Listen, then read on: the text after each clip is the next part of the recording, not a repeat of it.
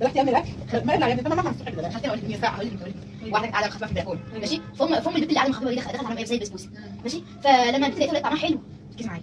لما البنت معاك يا بنتي لما البنت قولي يا اختي سامعاكي. لما البنت لقيتها ولقيت طعمها حلو قالت لخطيبها ايه انا اللي عامله البسبوسه دي من ايديا حلوه حبيب قلبي ماشي. فجبت لها ايه وابتسامه خفيفه. فبعد ما كانوا البسبوسه والقعده خلصت ومشيت ما يكونش هو اللي عاملها في الاخر. ما يكونش هو اللي عاملها واعرف انها كدابه عشان تفهم لها ابتسامه خفيفه.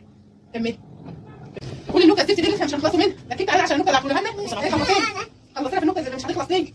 قولي يا اختي قولي نكتتك وبصي لها بس ابتسامه خفيفه وبعدين لا قولي الاول بقى. قولي يا اختي. واحده كانت قاعده مع خطيبها في البلكونه فامها دخلت عليها وجابت لها صينيه بسبوسه. فبعد ما البنت دقت صينيه البسبوسه ولقيت طعمها حلو كملي احنا عايزين نخلص ولقيت طعم البسبوسه حلو. ايوه خلت خطيبها يدوق ماشي. قالت له انا اللي عاملاها لك وبعدين ما سامع جوزت وهو بيتكلم ده بقى خاطرك يلا قولي خلصين. بعدها خليته يدوق. بعد ما دقها ايوه قالت له حبيبي انا اللي عاملاها بايديا الاثنين حلوين دول ابتسامات ازاي جاي مكشفه بعد ما القعده خلصت رحت لمامتي لما عمال جايب البسبوسه لقيتها خطيبي.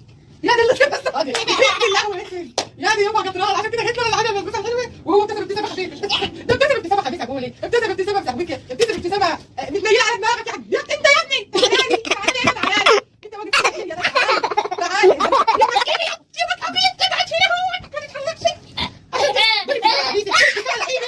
قولي ابتسامه لعيبه في واحده الدنيا بتشتي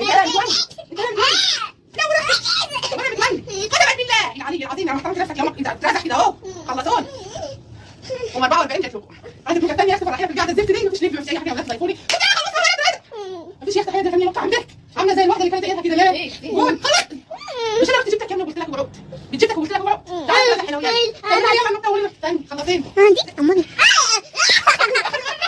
اترازح كده اهو اترازح ما تقولش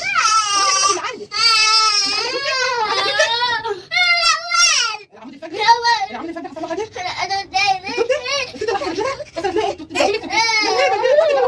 حد جربها بهذا؟ حد جربها؟